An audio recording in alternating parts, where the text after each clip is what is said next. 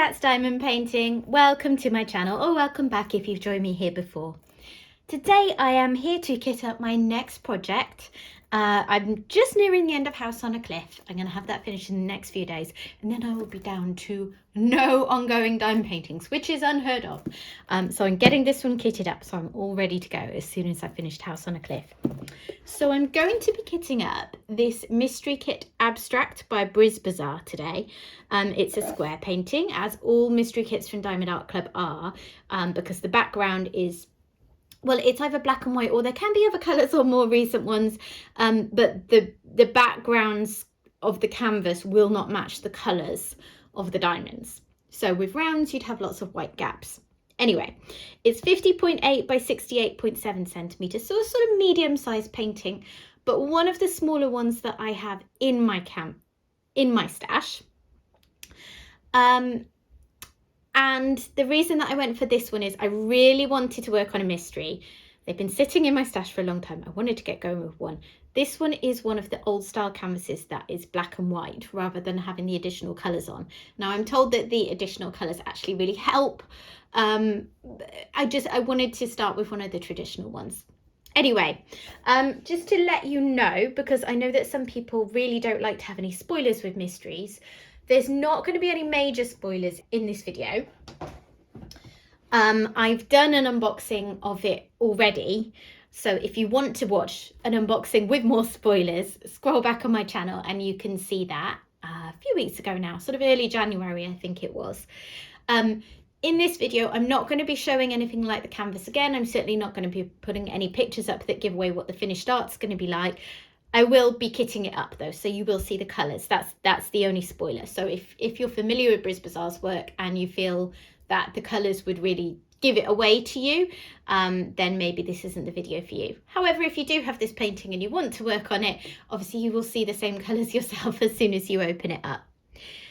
Okay, so I will start with sorting my sticker sheet. So what I always do is I like to take the sticker sheet that Diamond Art Club sends and I put it through my printer, which has a photocopying function. And what I'm going to do is I'm going to cut this out now, and this will be like a movable key that I can have. So as I move the canvas around on my easel and I can't necessarily see the legends very easily, I've got this to look at. I think this one's going to be particularly important to have that because of everything being black and white. So I won't have the same kind of, I don't know, is muscle memory the right word? It's probably not, but I won't have colours that I can associate with the symbols as clearly, which make them a bit more distinct from each other, if you see what I mean. So when I'm looking to get a particular colour out of my storage pots, I anticipate forgetting which symbols are for which colours a bit more. Because normally when I'm working on a painting, by the time I've done it for a while, if I look at a symbol on the canvas, I kind of know where that's going to be in my storage pot, just because I've already reached for it several times. Okay, so that's cut out. And the other thing that I'm going to use my paper guillotine for, sorry, just trying to get the paper off the table, it's stuck down, is just to separate this out, because I will keep the sticker on this side with the painting details separate. And I just want the sticker sheets. Okay, so these will be on my storage pot shortly. Okay.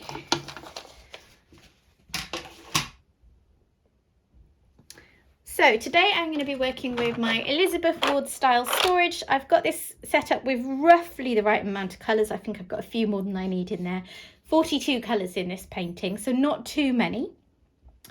And I've put a sort of fairly random selection of pots in here. If you're familiar with this type of storage, there's 4 different sizes of pots, which is why I really like it for Diamond Art Club canvases, where the drills come in strings of drills that are organised based on the size of the bag. So you can kind of work your way up through smaller pots to larger pots and so on. I've also got another pack of those storage pots just behind there, so that if I need to mix and match to make them fit better, I can.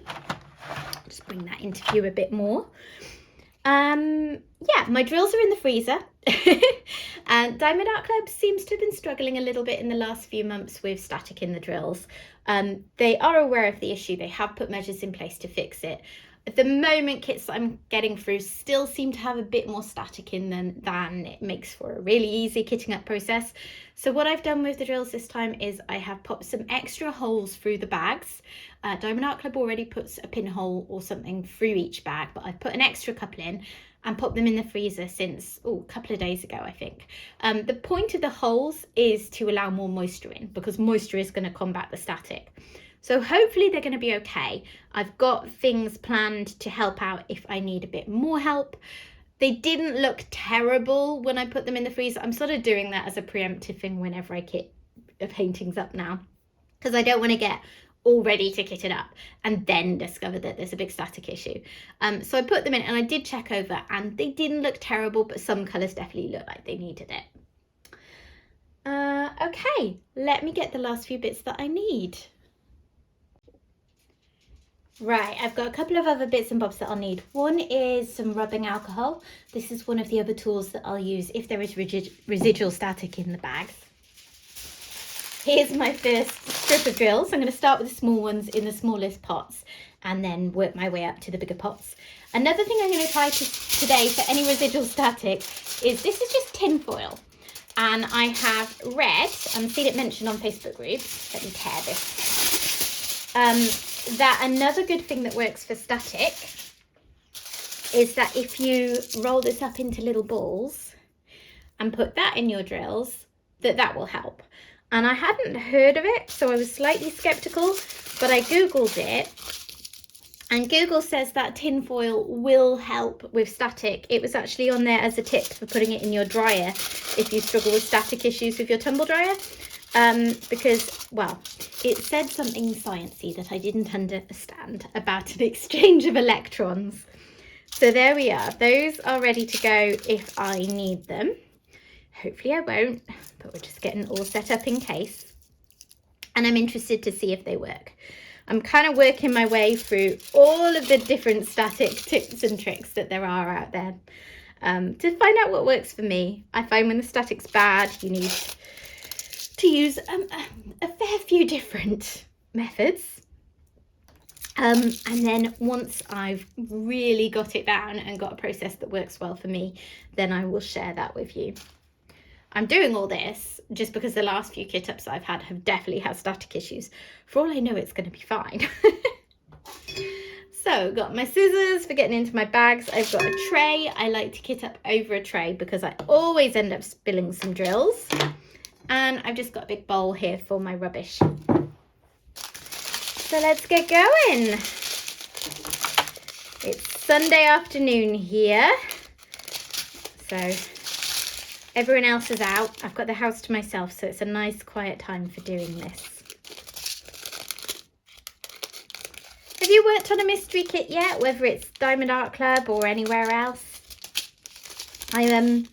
Like I said, I've got a few. I think I've got 5 in my stash. 3 of them are large ones. Is that right? What ones have I got? I've got the Abraham Hunter one. I've got the David McLean one.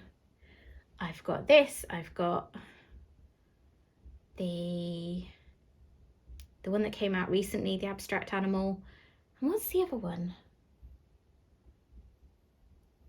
I can't think what the other one I have is. I know I have one more. Anyway, so yeah, I've had some of them. I mean, I think I bought the first one, the Abraham Hunter one, last April, because I really love the image. But I am intimidated by these mystery paintings. Having never worked on one, a lot of them are, well, they're very large. A lot of them have come out as quite heavily detailed landscape pieces and that kind of thing, which is absolutely my sort of painting.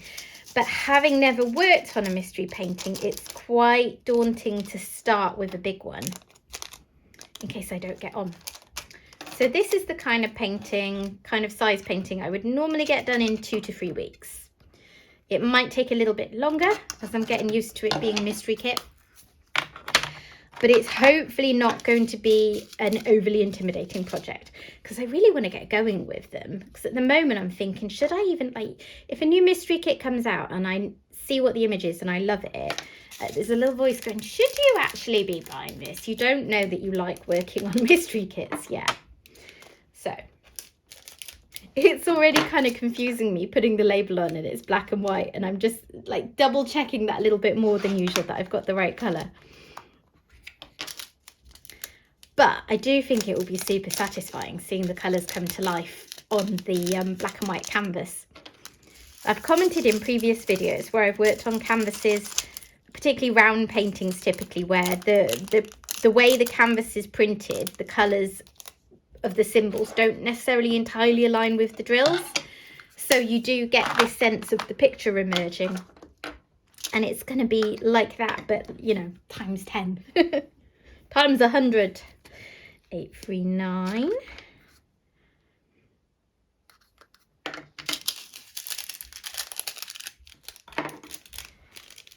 So what do you think of mysteries if you've seen them? I don't think I've seen any negative comments. I don't think I've seen anyone say they've tried them and hated it. I know a few people found these older style black and white ones gave them a headache, particularly if they were prone to migraines. Like staring at a lot of black and white for a while was problematic. But I've more seen positive comments with people saying they absolutely love mystery kits.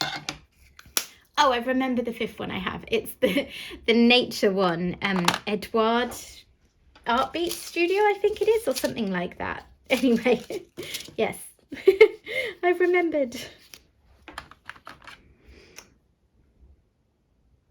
So yeah, fingers crossed I like it. How is everyone today? Hope you've had a lovely weekend. Do let me know what you've been up to in your part of the world.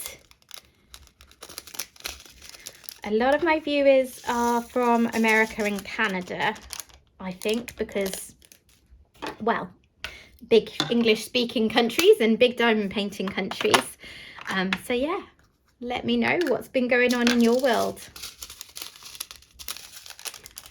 I've heard of a few places this last week or so having like 498, not very good weather, and I think we're due our share this week. There's supposed to be some big storm coming in over the UK.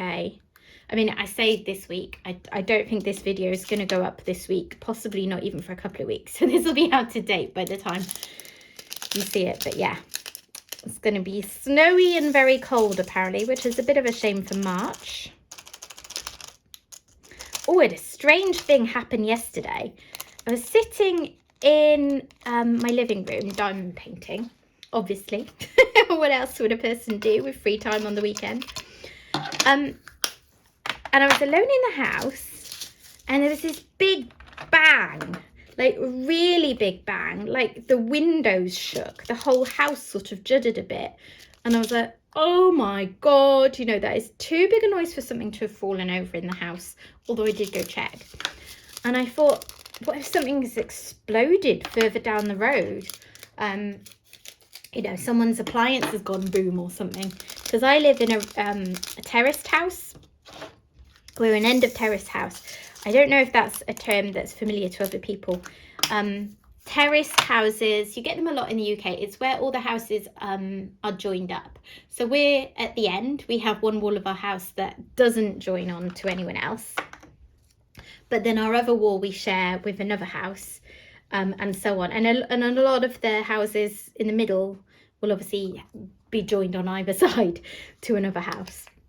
Anyway, so I was thinking, you know, what if someone's had something explode and they've got a fire, and that's awful for them, but also what happens to the whole terrace?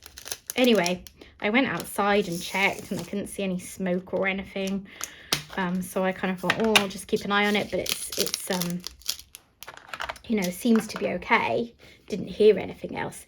Anyway, later on in the day, I was looking on the BBC News website, and it talked about how people across like Leicestershire and other places and Oxfordshire had all heard this really loud noise. And what it was there was a plane on its way to Stansted Airport, and they'd lost contact with it, which obviously is a big trigger for an alarm in case, you know, they've lost contact for reasons that aren't good. So they scrambled some fighter jets to go and kind of escort it to Stansted Airport. And basically there was a sonic boom, which I think is a noise that you get if something exceeds the speed of sound, or something along those lines. I'm not sure, but basically it went really, really fast and it made this sonic boom. And it was so loud that it was heard like all across the county that I'm in, all across several other counties and a lot of England. I tell you what, touch wood, so far there's not been static, has there? We shall see. If I get to the end of this, see, I'm already getting ahead of myself. But if I get to the end of this kitting up and there's not any static, then there definitely were some bags where I could see the drills clinging. So that says good things for my holes and freezer technique. I know lots of people put their drills in the freezer. That bit isn't new, but it's the extra holes to add moisture that I think has improved things for me, at least when I've tried it. So yeah, it's a Sunday afternoon, as I say, and I'm alone in the house. My husband has taken my son and his friend out for a fun day. They've gone to this place called the Living Rainforest at Newbury, sort of about 45 minutes or so away. And I have been there in the past. It's like a rainforest environment, but indoors. So they have rainforest type animals. It's very warm in there. Oh look, bit of static in the very next bag. It's not too bad. And they have, yeah, so tropical plants and animals, and you can learn about the rainforest and that kind of thing. Both kids have been before and really like it. I didn't go because they have a whole section with snakes. And I am utterly, utterly, utterly phobic of snakes. I don't even like the word, if I'm honest. I can't even look at a picture of them. So it really freaks me out going somewhere where I know if I look in the wrong direction, I'll, you know, catch a view that will traumatize me, basically. It's, yeah, I don't know why. It's the absolute very definition of a phobia, because it's nothing to do with realistic fears or threats. You know, I don't live somewhere like Australia where they've got a lot of these things. In fact, there's only even one venomous one in the UK, and that wouldn't do much harm to a healthy adult. So yeah, it's not a logical fear, it's just a primeval, like, yeah, they terrify me. So I didn't go. And it also helps keep the costs down on what is quite an expensive day. Like, my husband totally doesn't mind taking them by himself. So they've done that. And then they're going on to this place. So the other kid that's gone with them for my son's birthday got him a voucher to go to this place in Newbury called High Score. Because the kids like arcades, like most kids. You know, if you take them bowling or somewhere, they like to go in the arcade bit and burn through a load of money. But this place, you pay to go in, and then you have like an hour there or whatever it is. But you don't pay any more. You can use any arcade games that you like within that hour. So it's going to work out a lot cheaper than it does if you spend an hour in an arcade, and they'll really enjoy it. So yeah, he got the voucher for my son. We'd never heard of this place even. So I thought it'd be nice to invite him to go along. So that's what they're doing. And I'm just relaxing at home. Yeah, well, I've had a few things on, but nothing major. This one, do you see how those drills are just clinging in the bag and don't really want to come out? I think because of the way they're clinging in the bag, that's one for rubbing alcohol. So I'm just going to dip my cotton bud in there and just swish it around. And hopefully that will help. It'll be a bit too wet at first because I've obviously only just dipped it. But the advantage of using rubbing alcohol for this over other wet things, because it's the moisture really that helps dispel the static, is that it will dry very quickly. So I do all that, try and shake them out into the tray. Let's see what kind of shape we're in.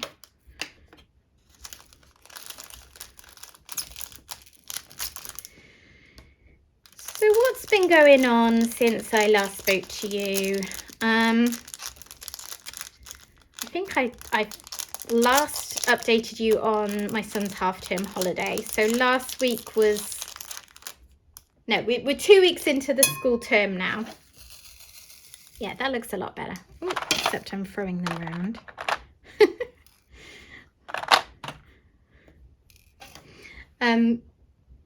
So I was resting up because, as I explained, see how nicely they came out there? Bit of rubbing alcohol and all that static that made them cling to the bag. It's pretty much sorted.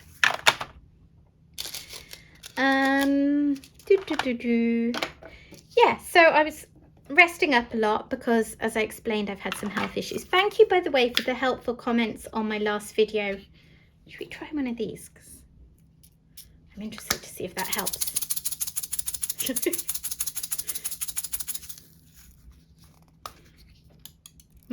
Not obviously so far. I'll leave that in there and see what happens. 913. Oh my god, this is the problem when they have static. They just jump around everywhere. I keep finding more of this colour drill. I can't say that the tin foil seems to have done an awful lot in there.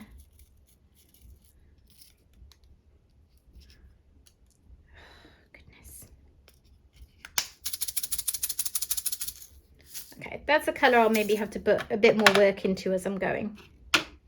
But that's fine. It's the only one so far. We can deal with that. Yeah, so we had a lovely quiet weekend. My son had football on the Saturday morning, as he often does. Unfortunately, they lost. It was the semi-final of competition that they were in. So they'd done really well to get that far. They weren't playing their best, to be fair. You know, everyone has an off day, and unfortunately that was theirs. It was very cold standing around watching them, but, you know, we were all there to support them. And then just had a really nice, quiet weekend. We did very little else, to be honest, after that. My husband and my son went and did a fun run on the Sunday morning,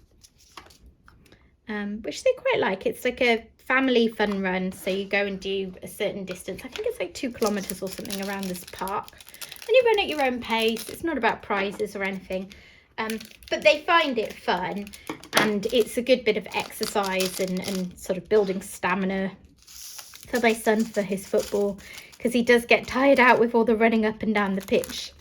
So we say to him, well, you know, that's something to work on then if you want to get better at it.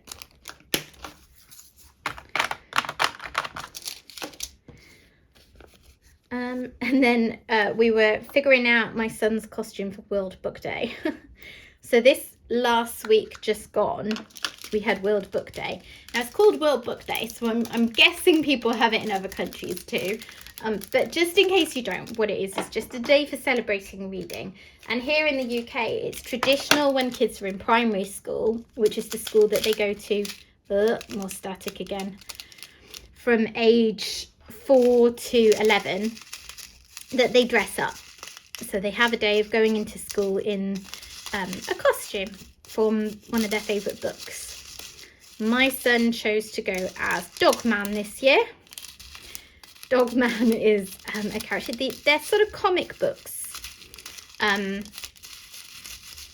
they're published as books rather than as comics. And Dogman is the lead character. And these books were the thing that got my son into reading. A couple of years ago, he got one for Christmas, and he loved it. And it was like the gateway book that taught him reading could be fun. So he wanted to go as that. So we were figuring out a costume he could wear, because it was fairly straightforward. So we figured we could make one. I say we. My husband did do most of it because I'm just, yeah. It's funny that I'm here. Oh, I keep knocking the camera. Sorry if you keep juddering around a bit. It's funny that I'm stood here with my very craft-related channel saying I'm not crafty, but I'm not really. I'm not creative in that way. If you give me like a plan to follow, like you have with diamond painting or cross stitch or things like that, I can do it. But yeah, when I have to come up with the ideas, that's not really my forte. I wonder if these later ones are worse because they've been out of the freezer for a while, by the way. Maybe I should have got less out of the freezer in one go. I might get less out next time.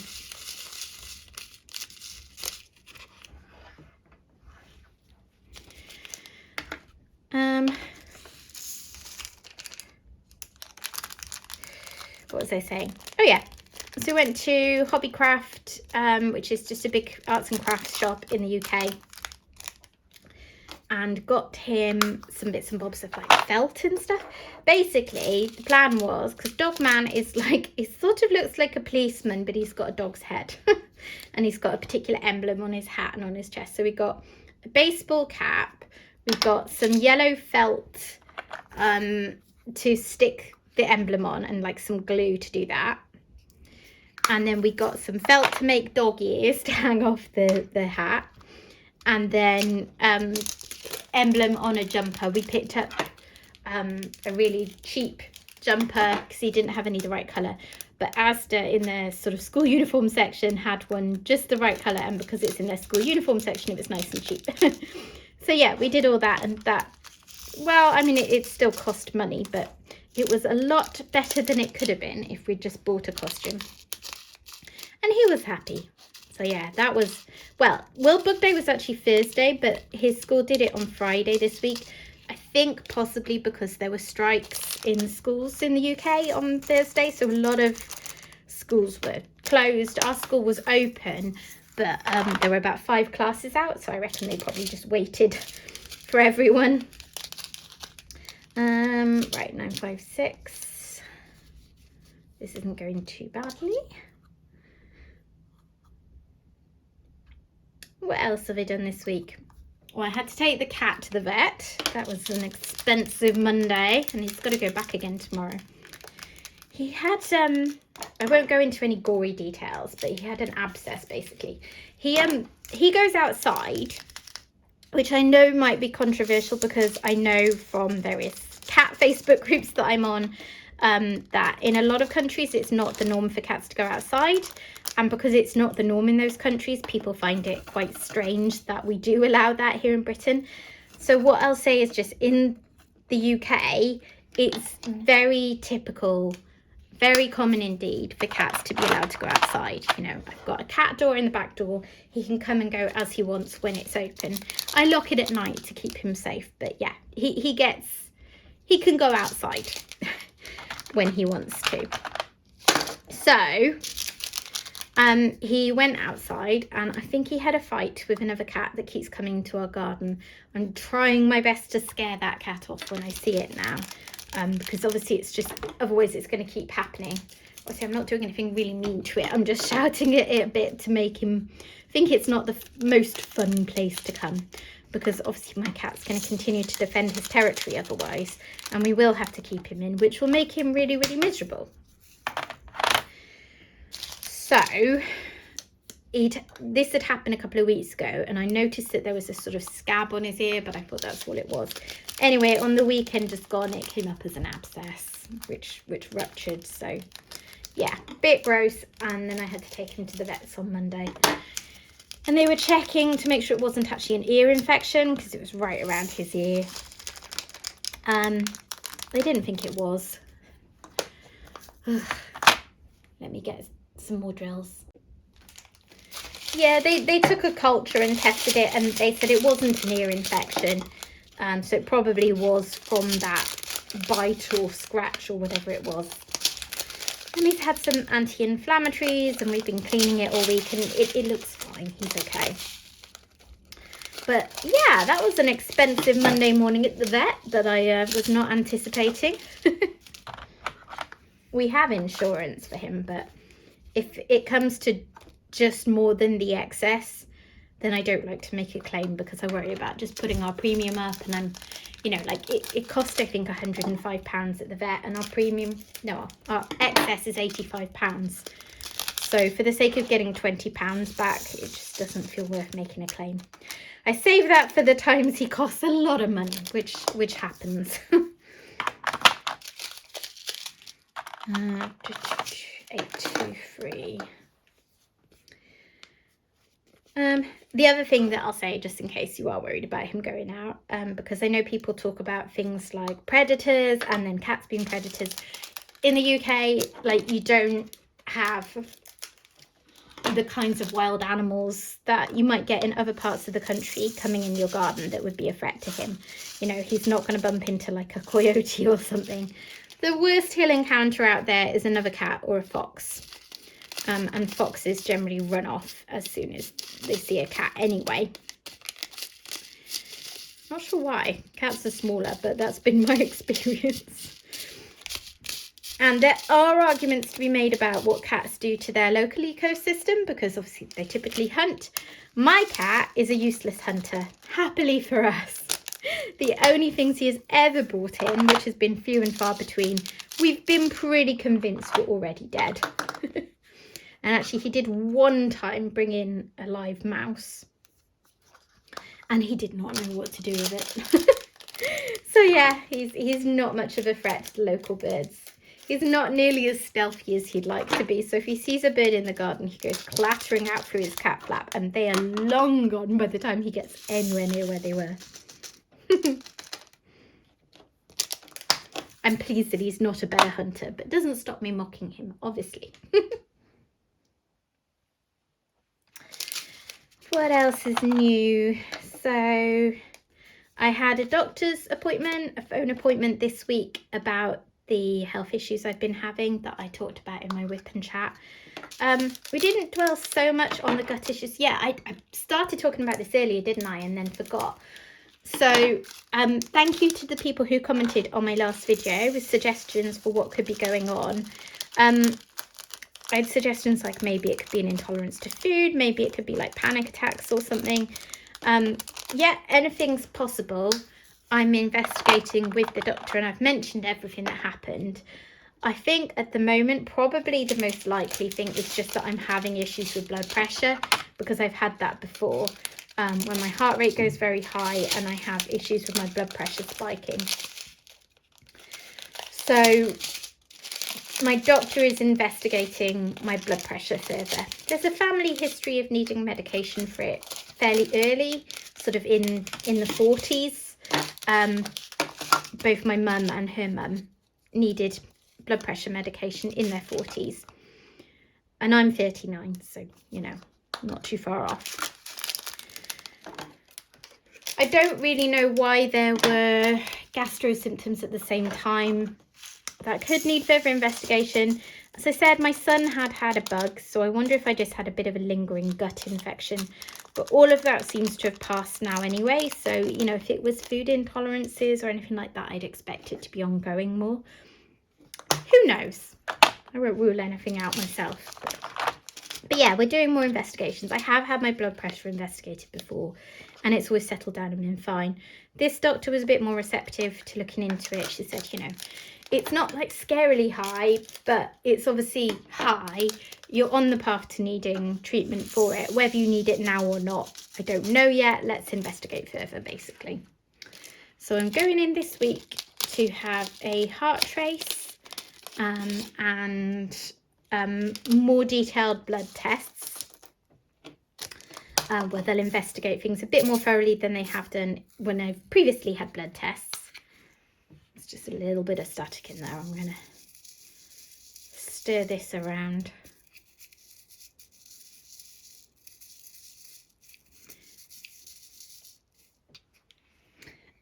And she's also referred me for an ultrasound of my kidneys.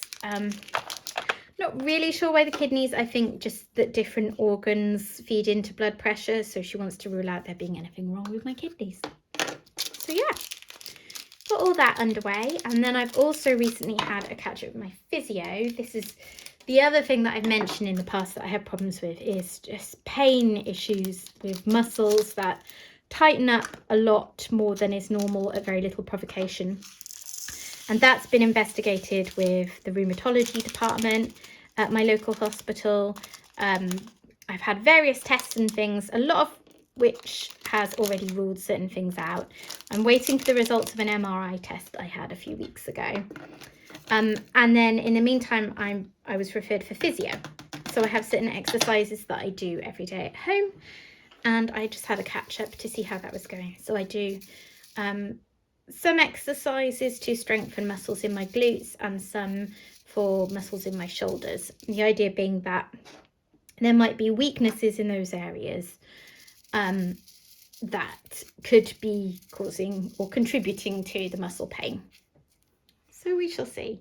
I'm coming up to 2 months in, and I would say I'm not particularly finding that much is improving yet.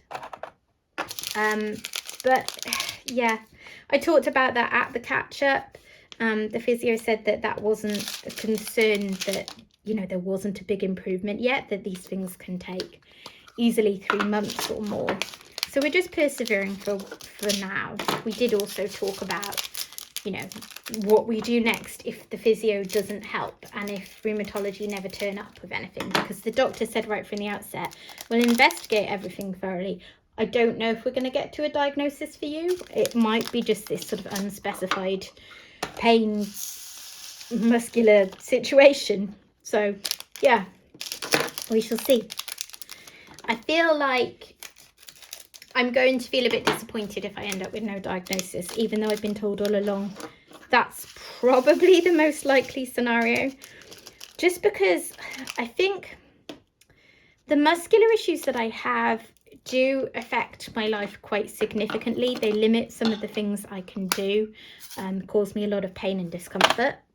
So I'm often, you know, in a position where I'm mentioning them to people that I know, because I feel like I can't do such and such a thing, or, you know, do you mind if I sit in that chair, because if I sit in that one it's going to hurt this, and that kind of thing. And I feel like I worry people will think I'm a bit of a fraud if I can't say, you know, oh, I have this condition and that means that I feel this, that it could just seem like I'm making a fuss about nothing, if that makes sense.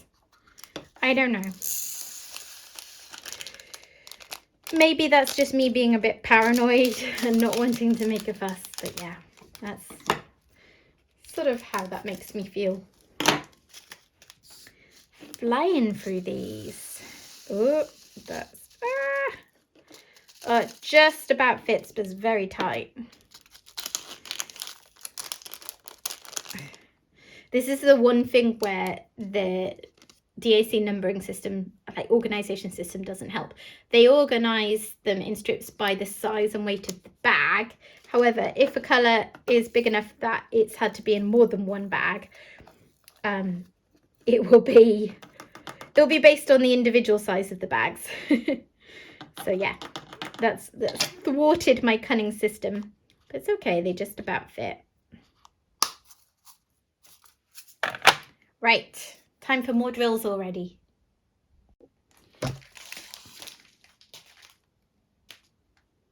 Okay, I think what I have here is all of the rest of them, but I want to sort through them and see what kind of containers I'm going to need. Also, I definitely see some residual static. Just shaking it around to see if that helps. I might need to do a little bit more with some of these. So, let's get these all separated out so I can see what's more than one bag per colour and so on. So, the single bags over here, and double bags that are going to need more space over there. Just so I can make sure I'm picking the best storage containers for them.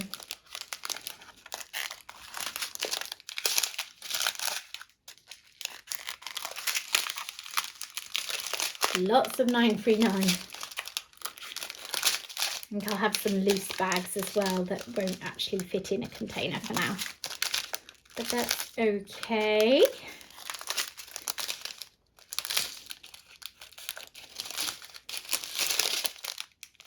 Okay, 3 of those as well.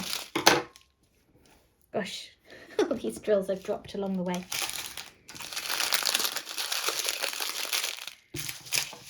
So I'm going to put these back in the freezer just for now. No, it's all right. I'll leave them out. Okay. Right. What have we got that will definitely fit in a small one? This one should be fine. 915. Aren't the colours gorgeous in this painting? I love my bright colours.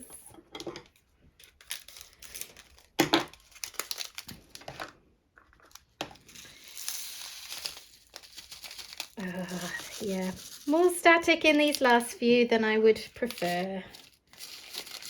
Never mind, it hasn't been too bad. It's all been manageable. So even if a few bags are nightmares, it's better than some of my recent kitting ups have gone. I've been cat sitting this weekend. It's one of my little side hustles to try and bring in a bit of extra diamond painting money. There's a website in the UK. If you're a cat owner in the UK and you ever have problems finding someone to look after your cats when you go away, check out Cat in a Flat, because that's who I'm registered through, and that's where I find cat sitters if we go away.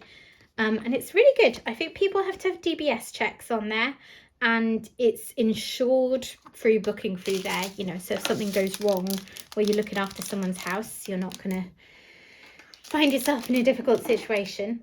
Anyway, so I advertised on there, and I got asked to do one for this weekend, which was 4 visits, Friday through to Monday, for 2 cats, Maggie and Lizzie. They were really sweet. I'm enjoying it. Today was my 3rd day. They were 2 rescue cats that the owner got. Is that the same colour or is that something else? Yeah, I think that's the same. Got at some point during lockdown, I believe. And I'm not sure what was, you know, what had happened to them, but they were rescue cats. But Maggie is very, very friendly. She's on me as soon as I go in there wanting to be fed. So yeah, I give her lots of strokes and put her food down. Lizzie is very, very, very shy and nervous around people. Her owner said she basically doesn't like anyone but them. So I don't push myself on her. I check in on her. They've got one of those sort of Ottoman beds that lifts up, and she likes to go underneath it, and you can just see her at the bottom. So I check in, get a little photo, check she's okay, leave her a little treat on the side, but I haven't tried to stroke her or anything. And I think she looks fairly relaxed when I'm doing that. You know, she could scramble further down under the bed, and she isn't. So I think because I'm not trying to push myself on her, she's actually finding it okay, which is good. I do not want to scare her. I have another cat who's even more nervous that I look after sometimes, another rescue cat called Nigel. And he absolutely buries himself under, you know, furniture, and he's in some distant part of the house when he hears me come in, absolutely horrified that someone's in the house kind of thing. So I never actually see him when I'm in the house, but what I do is I leave out his food, and then I go out the kitchen door so he hears me leave, and he's a bit of a greedy guts so he can never wait too long to come down for his food. So I just wait and stalk him through the back door. And then I see him when he comes down for his food, and he usually spots me and freezes, but he's not traumatized because I'm on the other side of the door, you know. If I tried to open it and come in, he'd have plenty of time to get away. Is that? No, it's a different colour, isn't it? Ah, well, I'll notice when I work on it. What's next? That one maybe? Or that one. I'm just trying to feel which ones are smaller, because I think some of these fatter bags are going to need to go in the bigger pots. So that's been my weekend. I'd love to get more clients, in fact, because it's such a nice way to earn a bit of spare money, like going to see some lovely cats. And some are really friendly. There's another one I've looked after several times called Kira, and we always have a bit of a stroke. So she's quite happy. Yeah. Right. What? Let's just get myself organised now. So these are going to need the biggest containers. And then I've got 3 of these that are going to need the medium size, well, large, the biggest ones, and then these 2. So I don't think I need to try and squish these into this, do I? They can just go in these. Okay. Because because they are quite fat bags. I think they'd go in, but it'd be very overfilled. And if you overfill these, then it is quite tricky to get the lid in.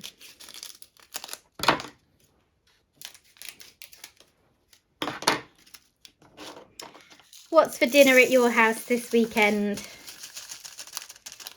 I love watching what's for dinner type videos on YouTube. It's one of my favourite things to do.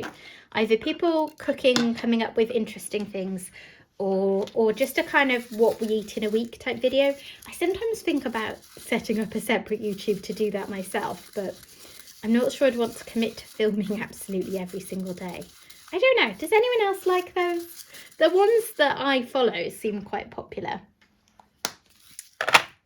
Anyway, we've had a nice easy weekend of food so far, because Friday I often get in something that's a bit of a treat meal.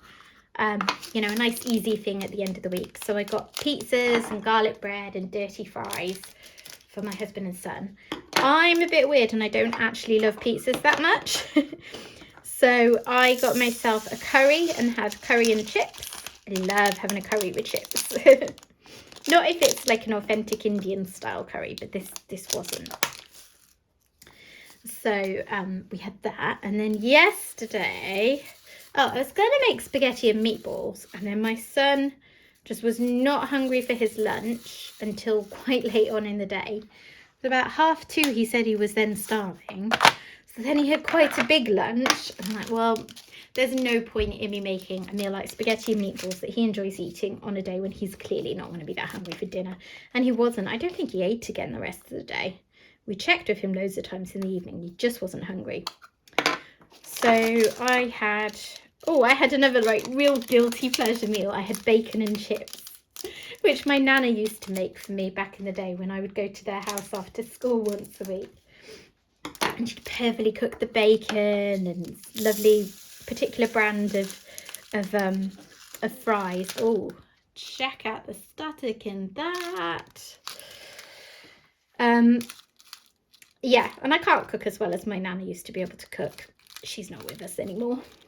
But I do have an air fryer, and that does wonderful things to bacon. And I can cook some oven chips, so I did that. It was very nice. And my husband made himself a jacket potato. And yeah, so that was another nice easy one. So tonight I'm going to do something a bit more involved and fancy for when they get back. It's a Sunday, so I'm not doing a Sunday roast as such, but I will do some roast vegetables. Like I'll do roast potatoes and carrots, and then I'll do some green veg on the side. But what we're going to have is I'm going to make stuffed chicken, stuffed with a sort of garlic cream cheese, and then with serrano ham wrapped around it for me and my son. And my husband is vegetarian, so for him we're getting a mushroom Wellington that he made, like a pastry type thing. He made himself for New Year's Eve, and we put half in the freezer, so he's having that. So yeah, that should be really nice. That's reminded me, actually, I need to go get the chicken and the mushroom Wellington out of the freezer. So after I do this colour, that is what I will do. Right. Let's get them all out onto the tray. And I think this is another one for trying the old tin foil. That's really not great in there. Let's see if I shake that. That's not good. Okay, I'm going to go get things out of the freezer because I really should have done that already. Then I'm going to come back and attack this with some more rubbing alcohol. That took a while. Not long for you, but a while for me. I could not find what part of the freezer I'd buried the mushroom Wellington in. Right, let's try and get these a bit better. And then I think I'm just going to keep the other bag separate. Because if I try and overfill this and the static in there, it's going to be hard work every time I need to use this colour. Stir it round, and then I'll give it a good shake, and then we'll see how they are. look like they're clumping more than anything.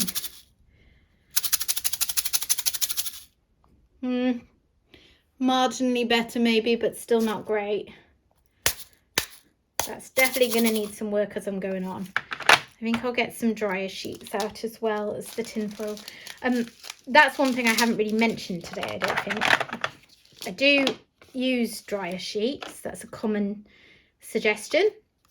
I find that they don't do very much with the current brand of static that you get.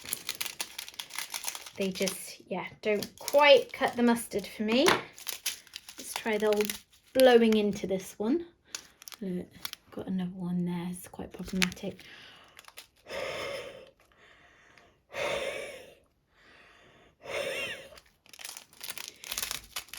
So following the science of humidity defeating static, what I'm trying to do is just blow warm air into there and then shake them around. And actually that seems to have done good things for that one.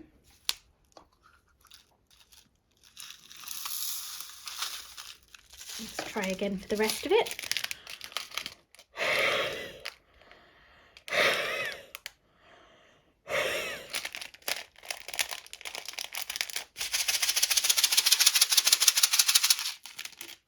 Okay, I've not had much success with doing that before because I think I get out of puff before I can actually deal with all the static, but that was better.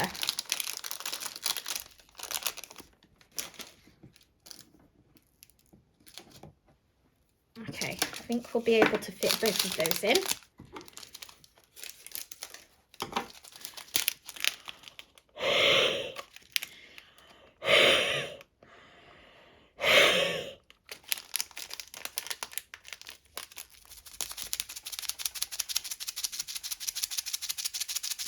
Anyway, what are your food plans for the weekend? I really love, as I said, hearing about what other people do. Love to know what you like to eat, what you're cooking this weekend, this Sunday, or whenever you're listening to this, because I can't think what day it'll actually go up. I love variety in my food.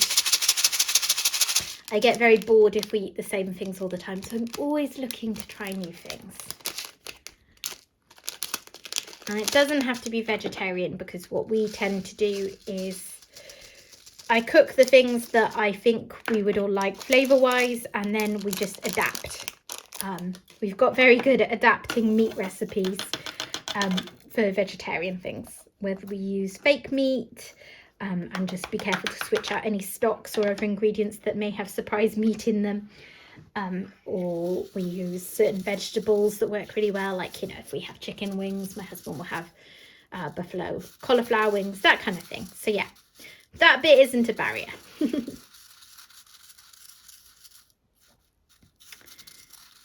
What other news do I have, if any?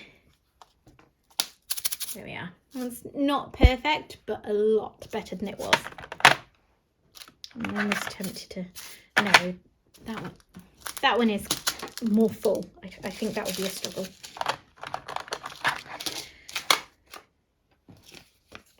Three colours to go. So yesterday my son had football again. This one was a league game rather than a cup game. And to be honest, it was a little bit embarrassing because my son's team won so convincingly. I think they're both in, gosh, I can never remember what league they're in because we don't really make a big thing of it with the kids.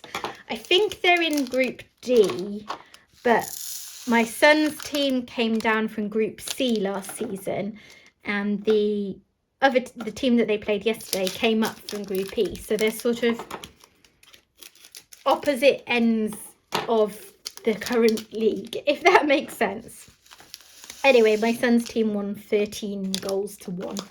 So it was a little bit of yeah. What's the word I'm looking for?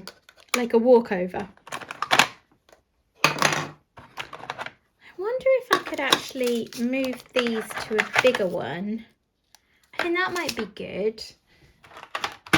So I've got plenty of space in here. So if I move this, because I would like to have them all in bags if I can.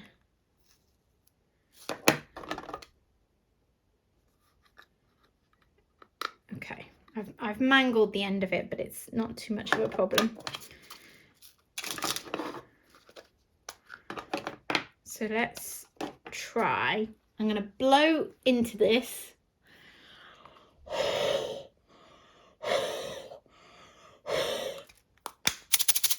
And shake it up a bit. Do you see what I mean? Like some of them, when they're really bad, there's nothing you can do to get rid of it. You just try all of the tips and they all maybe help a little bit. And then there's just certain colours that I'm probably going to have to fight with the whole way through. So, because if there is static, it's quite good to have them in a bigger container so that it's a bit easier for me to do things like shaking them around and stuff if I need to, because chances are I will have to mess with them quite a bit as I'm going. So, sorry, I've just spilt a few on the edge of the table, so I'm just getting them in. And all of these, let's use my little rubbing alcohol swab to try and help these out.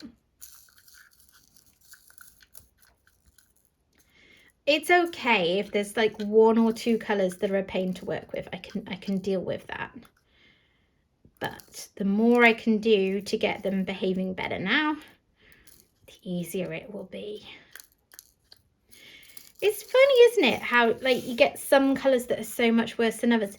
It really shows that it's something to do with the manufacturing process for these and not just climate and that kind of thing, which is a factor but not the be all and end all, because if it was climate, then, you know, A, they'd all be fine because they do not live in a dry climate, and B, they'd all be the same. Okay, so that's all of them out of there. I've got drills all over the table. Let's try and get those in. And then do this other bag. And then I've only got 2 colours to go.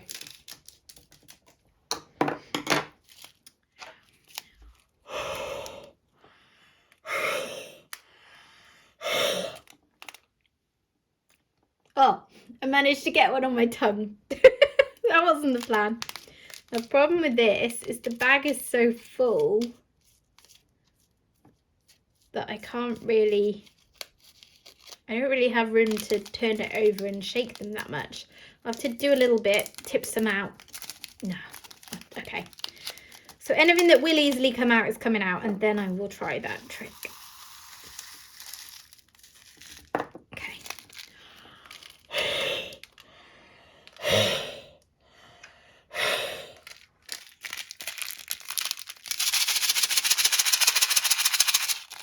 Okay. I have to say that tip is working a lot better for me today. I mean, it was always an execution issue rather than a tip issue, because the tip is just the basic science of adding moisture in and shaking it around will help. But for some reason, I've never managed to make it work for me properly before, and today that is definitely helping.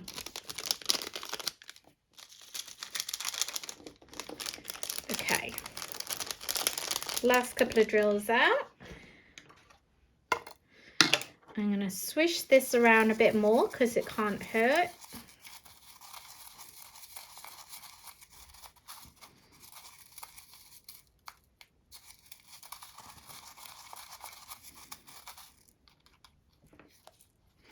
And I'm going to put in another bit of tin foil.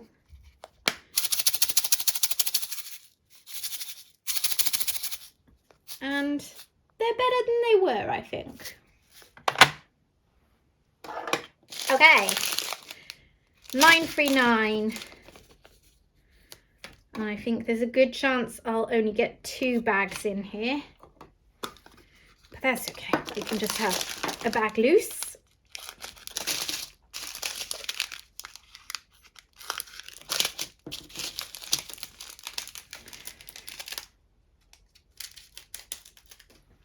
I need to think ahead to Mother's Day. It's only 2 weeks away in the UK.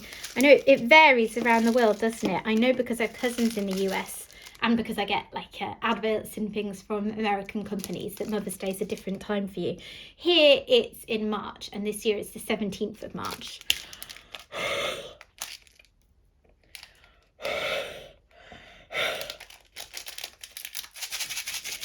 So I need to get my thinking cap on, because unluckily for me, my mum's birthday is February. So yeah, I've only just had to buy her a present, and now I need to come up with another idea. So I shouldn't complain. There are far worse problems to have than that. We almost lost my mum in 2020.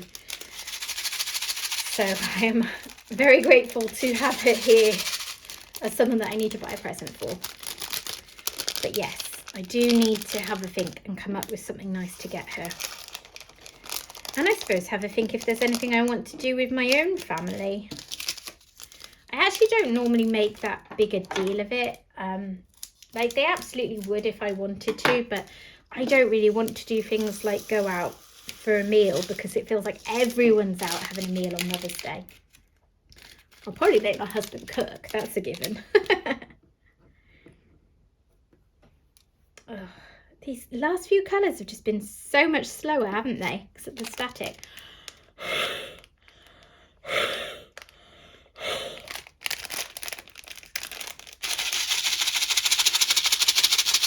So yeah, trying to think of what I can get my mum that I haven't already got, because I feel like at this point I've got her everything at least once. You know, things like jewellery and smellies and all the obvious things. I've done them a million times.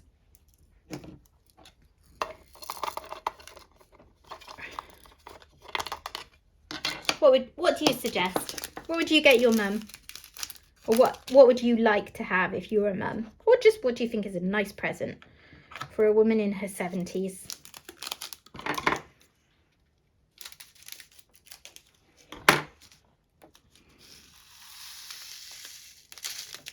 I'm quite pleased I fit all of these in here at least. Even if I do have drills jumping everywhere currently.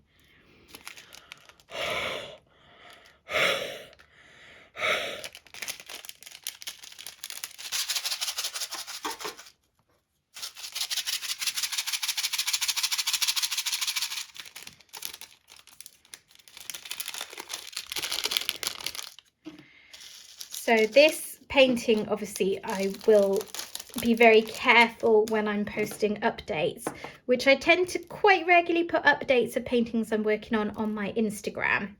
So if you like that kind of thing and you don't already follow me on Instagram, please do so. TikTok as well, it will probably feature in videos on there if that's more your sort of thing.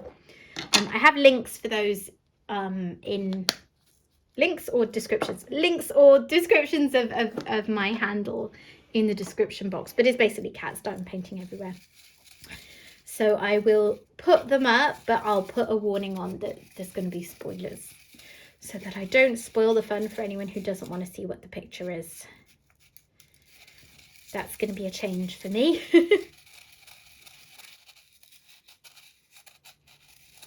This kit, by the way, I think is now sold out at Diamond Art Club, unfortunately. So if you do like the look of this one, I'm afraid it's no longer available. It did last a little while. It didn't sell out straight away or anything like that. But mystery kits always come out as a limited edition with Diamond Art Club. So they're always the kind of thing that you need to grab while you see it if you like it.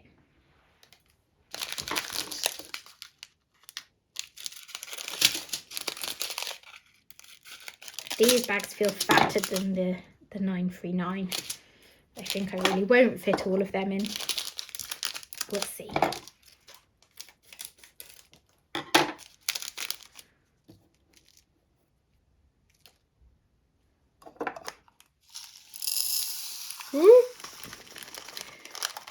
That was just me spilling them. That wasn't even static, I don't think. Yeah, this colour seems okay. Nice one to finish with.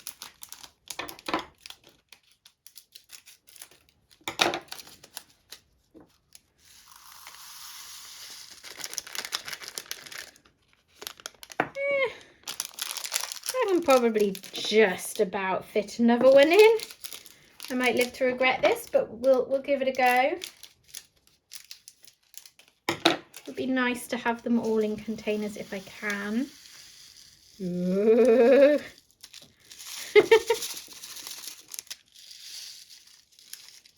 Yeah, this is pushing it a little bit.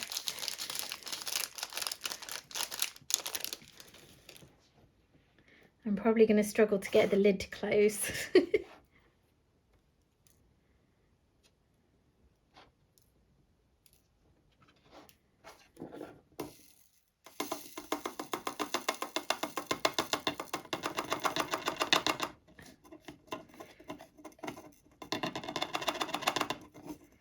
Oh.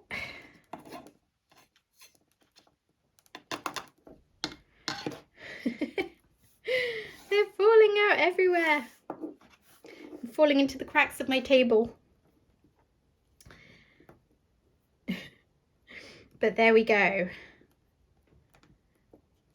Just push them away from the catch bit and then they're in. Okay.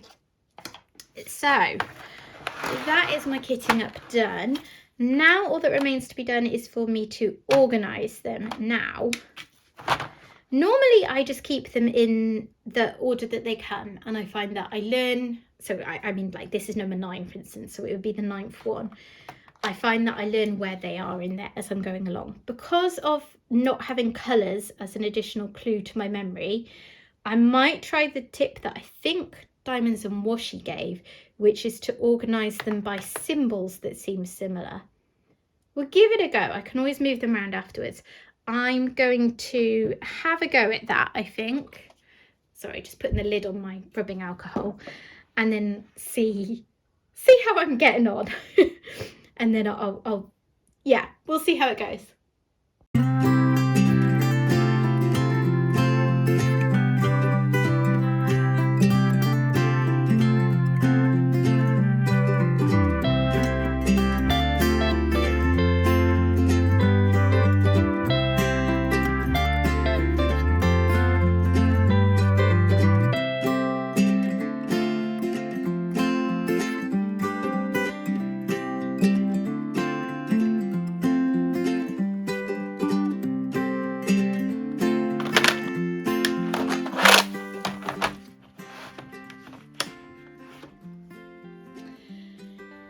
Right, that's what I've ended up with.